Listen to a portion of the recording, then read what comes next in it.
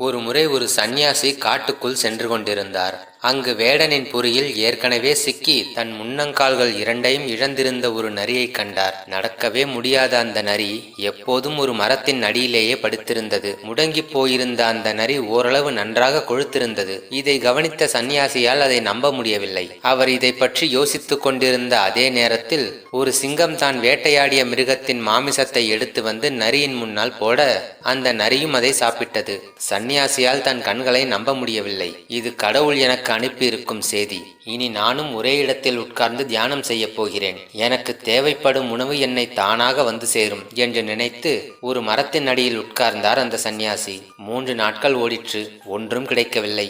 4வது நாளிலிருந்து பசி மிகுதியால் தியானம் செய்ய முடியாமல் வயிற்றை பிடித்து கொண்டு காத்து கிடந்தார். அப்போது அந்த வழியாக வந்த ஒரு யோகியிடம் நடந்தவற்றை கூறி, இது தெய்வீகத்தின் செய்திதானே, எனக்கு மட்டும் ஏன் உணவு தானாக வரவில்லை என்று கேட்டார். அதற்கு அந்த யோகி, நிச்சயம் இது கடவுளின் செய்திதான்.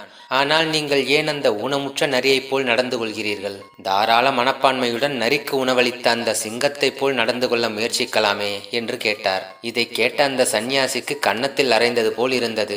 யோகிக்கு நன்றி கூறிவிட்டு மனம் தெளிவு பெற்றவராய் எழுந்து நடக்கத் தொடங்கினார். நம்மில் பலரும் இதுபோல்தான். சிங்கமாக இருப்பதை விட நரியாக இருக்கவே ஆசைப்படுகிறோம். தானாக எதுவும் கிடைக்குமென இருந்திருக்கிறோம். சிங்கமாக வாழப் பழகுங்கள். வாழ்வின் அர்த்தம் புரியும்.